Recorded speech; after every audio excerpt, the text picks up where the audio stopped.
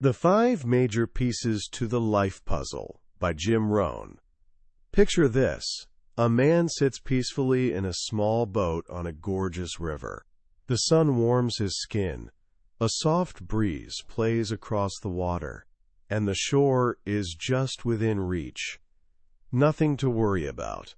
He hooks his bait, tosses out his line, and lets his thoughts drift wherever they want to go. And as his mind wanders, his boat begins to drift too. It starts slowly, almost imperceptibly, the kind of movement you barely register. He's lost in thought about his week, his plans, his life, completely unaware of the gentle current now guiding him downstream. He figures there's plenty of time to worry about serious things later. For now, he's just going to relax and float. Then, without warning, a sound cuts through his daydream, a distant rumble that escalates in mere seconds into a thunderous roar. He snaps to attention and realizes the riverbanks have somehow pulled away. They're racing past him now. His little boat isn't drifting anymore. It's being yanked forward by a force completely beyond his control. And suddenly, the terrifying truth crashes down on him. That thundering sound, the white foam, the swirling mist rising in the distance. He hadn't just launched onto any random river. He's on the Niagara River, and his mindless drift has carried him right to the edge of the falls. He's out of time. This isn't just a story about some guy in a boat. It's about every single one of us. Because each day, in ways we barely notice, we're all drifting. We let our habits, our thoughts, our entire days get carried along by the current of circumstances, never thinking about where it's all heading, until the roar of regret becomes impossible to ignore. But what if you could spot the falls from miles away? What if you understood the currents shaping your life and, instead of drifting, learned to chart your own course? That's the question Jim Rohn, one of the most influential thinkers of our time, spent his life answering. He started out as a farm kid from Idaho, who, by his own account, was flat broke and completely lost at 25. But when he met the right mentor, everything changed. He discovered that success isn't some mysterious secret, it's a formula. He learned that life is like a puzzle, and for most people, the pieces are scattered everywhere, making no sense at all. But here's the thing. There are only 5 major pieces. Once you understand them and how they connect, you can build something extraordinary. By the time he passed away, Jim Rohn had shared this wisdom with millions of people worldwide, from top executives to young people just starting out. His teachings became the blueprint for an entire generation of leaders and high achievers. And that's exactly what I want to give you today. We're going to unpack that puzzle together. By the time we're done, you'll understand the 5 major pieces that, when put together correctly, can help you build any life you can imagine. This isn't about hype or empty motivation. It's about timeless fundamentals for living well. So let's dive in. Let's start with the foundation, the very first piece everything else depends on. Imagine 2 ships leaving the same harbor at the exact same time, headed for the same destination. Along the way, they face identical winds, the same storms, the same challenges from the sea. Yet weeks later, one ship arrives safely at its destination while the other lies wrecked on some distant shore. What made the difference? It wasn't the ocean. It wasn't the weather. It was the set of the sail. In life, the winds of circumstance blow on everyone. Disappointment, heartbreak, opportunity, disaster. These things don't pick and choose based on wealth or education. They're coming for all of us. The real question isn't whether the winds will blow. They absolutely will. The question is, how will you set your sail? And that brings us to the first and most crucial piece of the life puzzle, your philosophy. Your personal philosophy is simply how you think. It's everything you've learned and all the conclusions you've drawn from your experiences. It's the lens through which you see the world, and it quietly shapes every single choice you make, day after day. Think about it. The person who jumps out of bed at 5 in the morning to work on their dreams, and the person who hits snooze until noon, are both following their personal philosophy. Each one is doing what they believe is worthwhile. But those two philosophies lead to completely different destinations. The trouble is, much of what we've absorbed is based on bad information. We pick up faulty ideas from friends, from media, from our own misreading of past events. We form beliefs that actually hold us back. So how do we fix this? How do we build a philosophy that actually serves us? Jim Rohn says it starts with a few simple but powerful daily practices. First, learn from your own experiences. Your past is like a classroom. Every failure, every win, every mistake is a lesson waiting to be learned.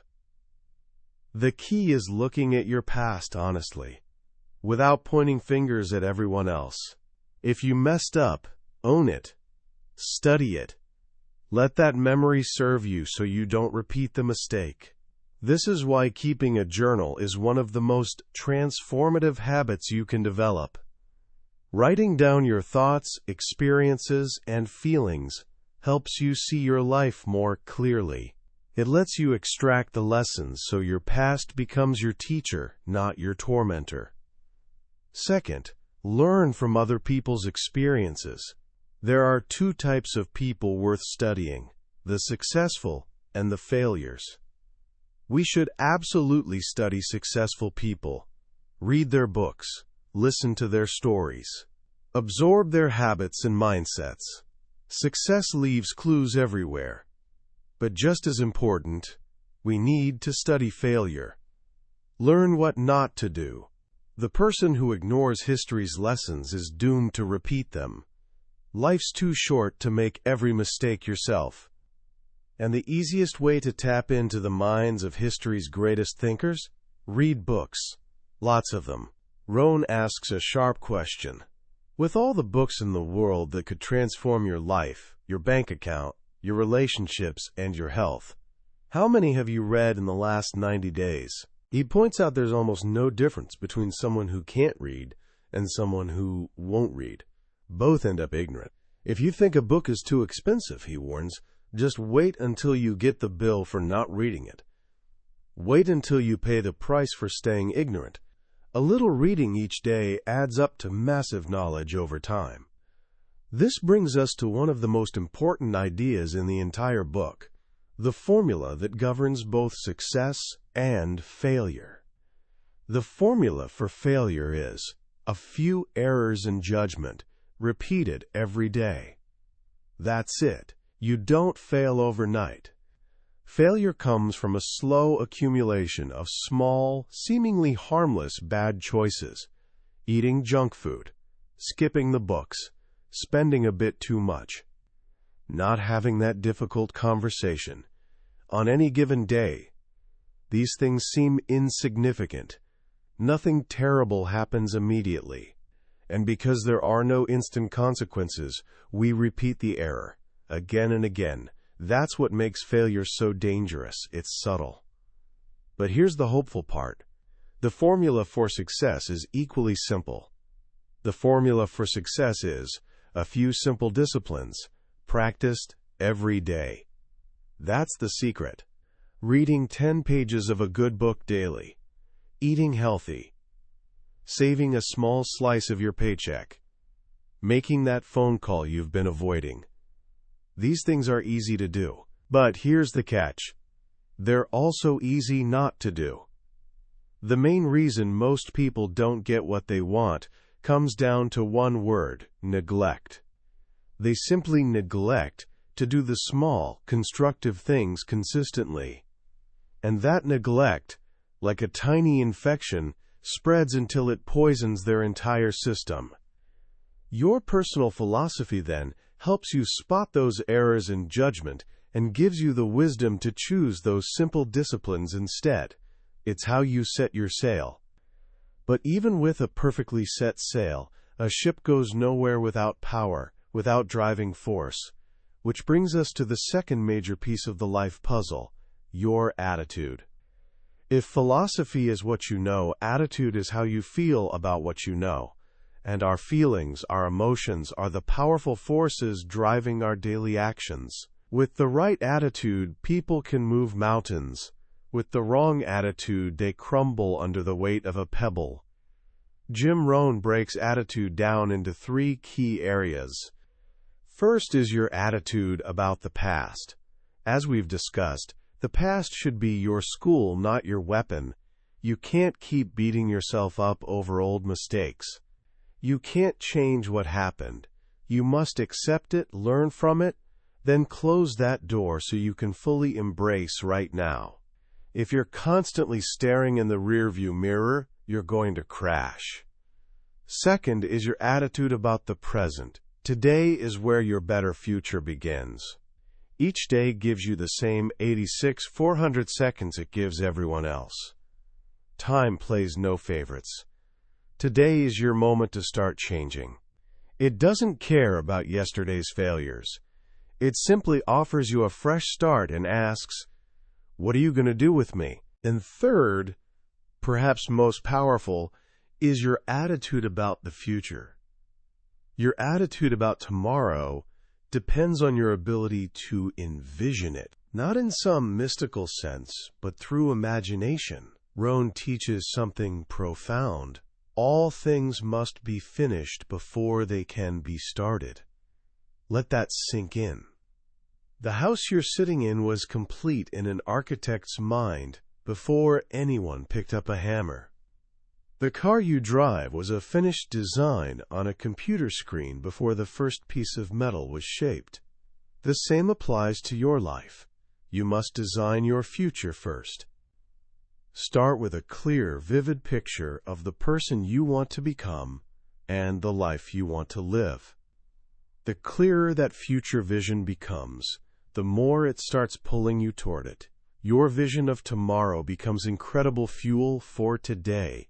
It gets you out of bed in the morning. It pushes you through tough times. When the promise of the future is crystal clear, the price you pay today becomes easier to accept. Your dreams inspire you to become exactly who you need to be to achieve them. So your attitude gets shaped by how you view your past, present, and future. But it's also profoundly influenced by something else: who you hang around with. The people you spend time with massively shape what you know and how you feel. Rohn urges us to ask 3 honest questions about our inner circle. 1. Who am I around? Take a real look at the people you spend the most time with. Are they lifting you higher or dragging you down? Are they growing, reading, staying positive? Or are they cynical, complaining, and stuck? 2. What effect are they having on me? Where are they leading you? How are they influencing the way you talk, think, and feel? Most importantly, what kind of person are they helping you become? 3. Is that okay with me? Influence is sneaky. It's like a gentle nudge. You'd never let someone deliberately push you off course. But a friend can subtly nudge you with a negative comment here or a bad habit there, until one day you wake up thinking, "Wait, how did I end up here? This isn't where I wanted to be." That's why protecting your attitude is essential. Sometimes this means you need to distance yourself from toxic people. Other times it means limited association. You can handle a few minutes with certain people, but not a few hours. A few hours with others, but not a few days. You control the dial. And finally, you must actively seek out expanded association. Find people who inspire you, challenge you, and educate you. Spend more time with the 20% of people who are creating 80% of the positive results and feelings in your life. Your attitude ultimately is a choice. Nobody can make you angry. Nobody can make you feel worthless. You give away control of your feelings. When you accept total responsibility for your attitude, you reclaim the power to shape your emotional world. So now you've got the first two pieces. A solid philosophy as your foundation, and a positive attitude as your emotional fuel. You've set your sail and filled it with optimistic energy, but a ship still needs to move, to act, to make the journey. This brings us to the third piece of the puzzle. Activity. Rohn shares an ancient story, the parable of the talents. A master gives 3 servants different amounts of money, or talents, to manage while he's away. The first 2 servants invest their money and double it. The third, scared of losing what he was given, buries his 1 talent in the ground. When the master returns, he praises the first 2 servants, but to the third, he says, "Take his 1 talent and give it to the one who has 10. The lesson isn't that life is unfair. The lesson is that life rewards action. It's our job to do something with whatever we've been given, whether it's 1 talent or 100. Knowledge and good feelings aren't enough. Eventually, you have to convert them into disciplined action. This is often the missing ingredient for so many good, hard-working people. They've got education and a decent outlook, but their lives feel stuck. Why? Rohn gives a startling answer. It's because they're not pursuing their goals with the same intensity as people who might be less virtuous but are more driven. He says the only thing necessary for evil to triumph is for good people to do nothing. It's the lack of intense, disciplined activity that allows failure and mediocrity to take over. Your dreams, no matter how inspiring, must be channeled into action. Like the mighty Niagara Falls, all that power is useless until it's directed and harnessed. Talking about success isn't the same as achieving it. Wishing for a better life isn't a plan. This is where Rohn introduces another famous concept, the choice between 2 pains. He says we all suffer from one of 2 pains, the pain of discipline or the pain of regret. The difference. The pain of discipline weighs ounces, while the pain of regret weighs tons. We need to embrace the small daily ache of doing the work now to avoid the crushing weight of looking back on wasted potential. Of course, this doesn't mean work yourself to death. Life requires balance. Rohn points to the biblical principle of 6 days of work and 1 day of rest. He cautions that rest should be a necessity, not an objective. It's a pause to recharge for your next push toward your goals. The cost of too much rest is mediocrity. But activity alone isn't enough. It needs to be smart activity, planned, refined, and consistently executed. This is where goals come in. You need well-defined, written goals for your future. Long-range goals act as your destination, the magnificent obsession pulling you forward. Short-term goals are the checkpoints keeping you on track. And where does this journey of disciplined steps begin? With your I should have list. We all have one. I should have written that letter. I should have started exercising. I should have told them I love them. Pick one thing from that list and do it. Today. The satisfaction and self-worth from completing that one small task will start something magical. It'll build the first step on a ladder, leading you out of neglect. With a solid philosophy guiding you, a positive attitude energizing you, and a plan of daily disciplined activity moving you forward, you're now creating the 4th piece of the puzzle, results. Results are the harvest. They're the predictable outcome of your past efforts. Like a farmer, you can't expect a great harvest in fall if you only planted a few seeds in spring and ignored the weeds all summer. Results aren't about need or want. They're about deserving. They're the reward for planning ahead and putting in the work. Checking your results regularly is like checking your compass on a long journey. It tells you if you're still on course. If you're only going to the corner store, being off by a few degrees doesn't matter. But if your destination is far away, Being off by even 1 degree can leave you miles from where you meant to be. So how do you measure results?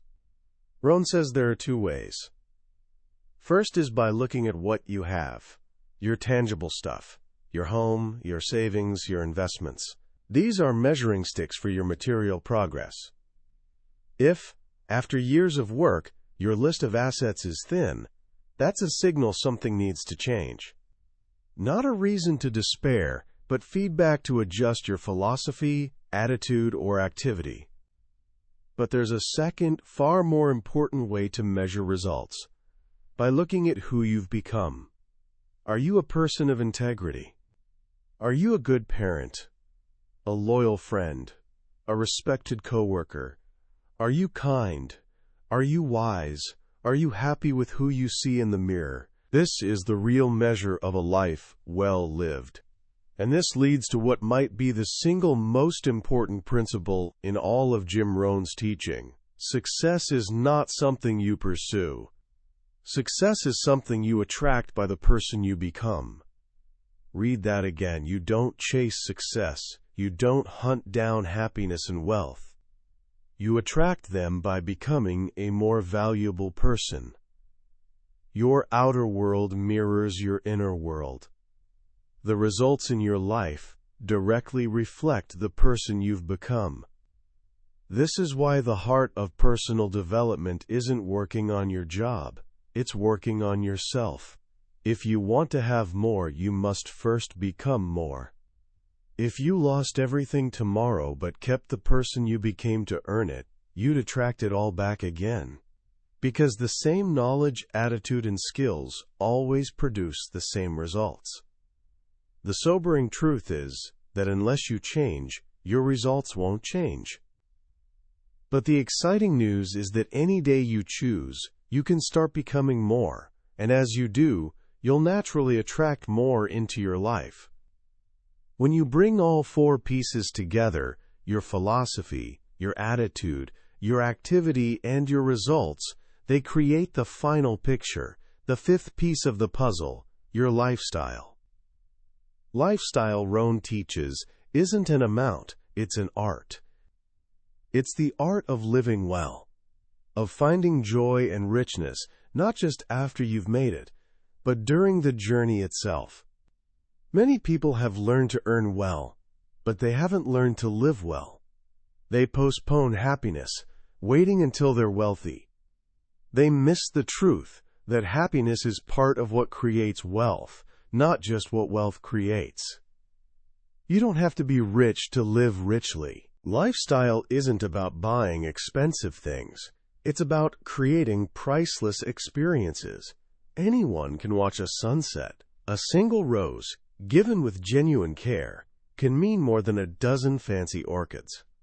The joy of watching your kid learn to ride a beat-up bicycle is just as real as watching them on a brand new one. Sophistication isn't about spending tons of money. It's about spending a little thought. Rohn gives a great example about tipping at a restaurant. The word tip originally meant to ensure promptness. The sophisticated person tips before the meal, not after, pulling the server aside and saying, "My guests are really special to me tonight. This is for you," to make sure they have an amazing experience. That small, thoughtful gesture transforms an ordinary dinner into something memorable. That's lifestyle. But perhaps the biggest key to mastering lifestyle is this: wherever you are, be there. So many of us live distracted. When we're home, we're thinking about work. When we're at work, we're worrying about home. We're so absorbed in yesterday and tomorrow that we never notice today slipping away. We go through the day, but we don't get anything from the day. To live a rich life, you must learn to be present, to truly listen when someone speaks, to savor a meal, to feel the sun's warmth, to let life touch you, not just the joys but the sorrows too. Emotions enrich our lives. Lifestyle is learning to capture each moment and draw from it all the meaning and experience it offers. And so the 5 pieces come together. Your philosophy sets your course. Your attitude provides the power, your activity creates the motion, your results give you feedback, and your lifestyle is the art of enjoying the journey. But Rohn offers one final, crucial warning. There's a glue holding all these pieces together, and without it, the entire puzzle can fall apart. It's a sense of urgency. The greatest danger for most of us isn't desperation, it's comfort. We've got a roof overhead, food to eat, a car to drive, our basic needs are covered. And so we drift into the dangerous comfort zone. We lack the burning desire to push for more. We tell ourselves there's always tomorrow. The problem with waiting for tomorrow is that when it arrives, it's called today. And we waste today just like we wasted yesterday. The clock is ticking for all of us. Time is the great equalizer. It doesn't care about our excuses or good intentions. It just passes. The game of life isn't a practice session. It's happening right now. You can't wait for the 2-minute warning to start playing with intensity. You must develop urgency now. You must see the future consequences of your current neglect and use that vision to drive you into action today. Because in the end, your life will be the sum of one of two things: either the few errors in judgment, repeated daily, that led to regret, or the few simple disciplines, practiced daily, that led to fortune, happiness, and wonder. The choice is yours. Looking back at Jim Rohn's The 5 Major Pieces to the Life Puzzle, what hits me hardest is its beautiful simplicity. In a world constantly screaming at us with new fads, complicated strategies, and get-rich-quick schemes, Rohn's message is refreshingly fundamental. It's a calm, steady voice reminding us that the principles for living well haven't really changed in thousands of years. They're timeless because they're true. This book isn't about learning some secret trick. It's about becoming a certain kind of person. It's about understanding that your life isn't just something that happens to you. It's something you design. And the tools for that design aren't outside you. They're your thoughts, your feelings, your actions, and your choices. For me, the most powerful idea is that success is something you attract by becoming the right person. This completely shifts your focus from chasing to becoming. Instead of asking, "What do I need to get?" it makes you ask, "Who do I need to be?" That one perspective shift changes everything. It means your circumstances aren't your prison. They're your feedback. They're telling you about who you currently are. If you want different circumstances, you need to become a different person, and that's a power nobody can ever take from you. This message matters more today than ever. We're living in the age of distraction. The forces pulling us toward neglect are stronger and more tempting than at any point in history.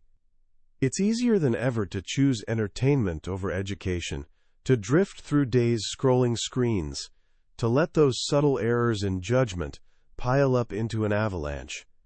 Rohn's work is an anchor in this storm. It calls us back to the simple disciplines: reading books, keeping journals, choosing our friends wisely, and practicing our craft with intensity. So how can you start applying these ideas right now, today? Here are a few simple practical steps. First, do a 90-day audit. Ask yourself Rohn's classic question: in the last 90 days, how many books have I read? Be brutally honest. Add to that, how many new skills have I started learning? How much of my income have I saved? Let your answers guide you. Don't judge yourself harshly. Just use the information to make better choices for the next 90 days. Maybe that means picking one book to read, even if it's just 10 minutes a day. Second, start a journal. Nothing fancy needed. A simple notebook works perfectly. For the next 7 days, spend just 5 minutes at day's end writing down one idea you encountered, one experience that taught you something, or one emotion you felt strongly. The act of capturing your life on paper will start changing how you see it. And third, review your associations. Identify one person in your life who consistently inspires, educates, or lifts you up. Make a deliberate effort to spend 30 more minutes with them this week, whether that's a phone call, coffee, or a walk. Then identify one influence that consistently drains you or fills you with negativity. Find a way to lovingly create a bit more distance. Protect your emotional and mental garden. We've covered the heart of Jim Rohn's masterpiece today, but a summary is like looking at a map of a beautiful country. It can show you the layout, the major landmarks, the roads connecting them, but it can never replace actually walking that terrain yourself, breathing the air, meeting the people. The real magic happens in those quiet moments when a particular story or simple phrase from the book hits you in a way you didn't expect. If anything we've talked about resonated with you, I genuinely encourage you to grab a copy. Reading it isn't just about learning. It's an experience that can truly change how you see yourself and the puzzle of your own life. If you found this summary helpful, please consider liking and subscribing to the channel. It helps us reach more people looking to grow, and it makes sure you won't miss our next dive into another life-changing book. Let's keep putting the pieces together, one day at a time.